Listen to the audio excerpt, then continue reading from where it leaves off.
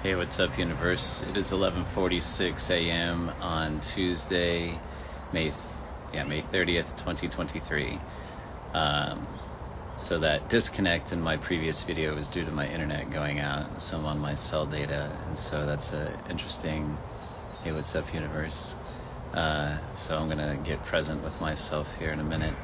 The things that came up for me as I rewatched the video, it cut out when I was talking about how in my own experience I've witnessed two seemingly opposing sides, and both of them are true at the same time. So one example that came up for me, and I won't get into specifics, but it was definitely a really big healing and knock of awareness for me through my relationship with Reese. And I had thousands of these, not necessarily to this magnitude, but I had so much things brought to my awareness and healed through that relationship. So one of them, and again I won't get into specifics, I received some information from Reese, and it charged me.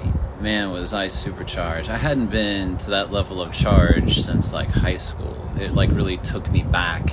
That data in my own personal triangle, man, the context for that, my past experiences, what that meant to me, my identity around the data that I had received from Reese. Oh my Lord, I can you know what I mean?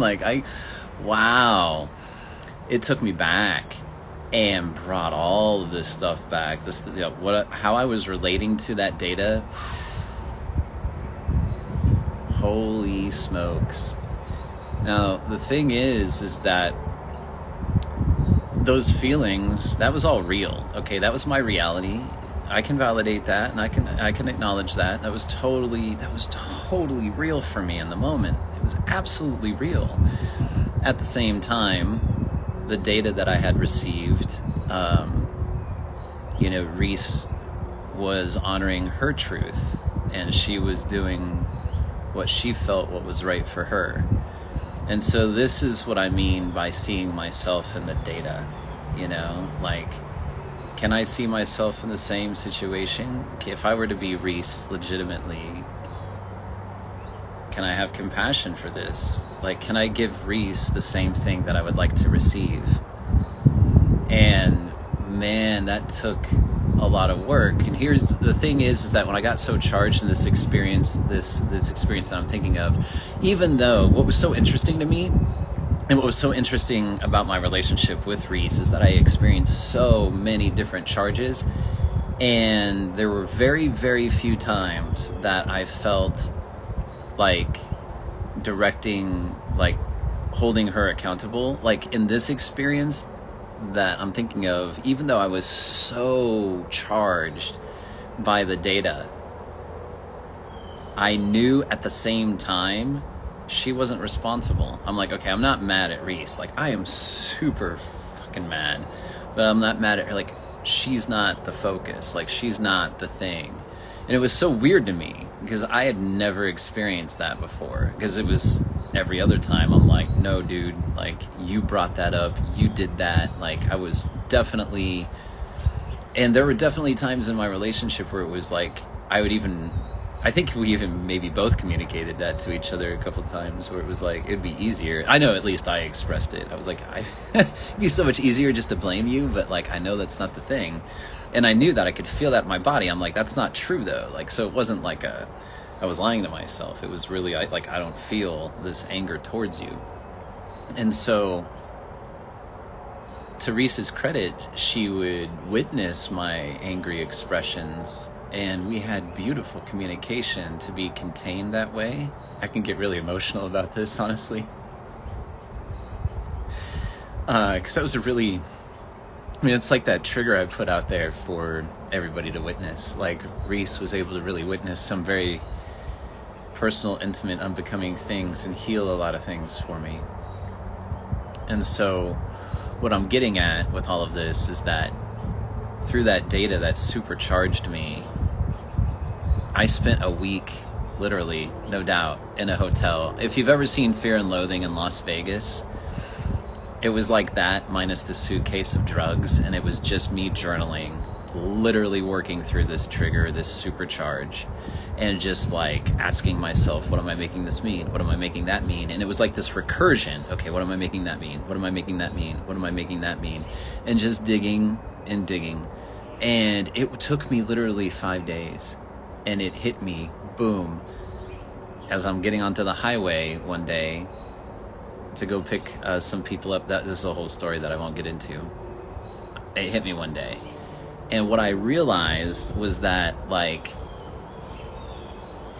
Reese and I had had a conversation, and I was intentional about my understanding, to verify my understanding. And so once I received this verification from Reese about my understanding, then I made that mean other things in my mind, right? Like, okay, we had this base understanding, this thing that we both agreed on. Yet in my own mind, I made this agreement. I had these secondary conditions. I had these other things that were like, okay, well, if this is true, then this, and this is also true. Or at least that my expectation is that these are true. And it hit me that, like, oh my God, like, I never communicated those expectations to Reese. I never even was consciously aware that I had those conditions or those expectations to even communicate. And had I communicated those expectations to Reese, she would have never agreed to any or most of them. But yet I was holding her accountable. You know, like, the thing that charged me was a sense of betrayal against these things that I thought were true. Yet these things that I thought were true were never communicated to Reese, nor did she ever actually agree to them.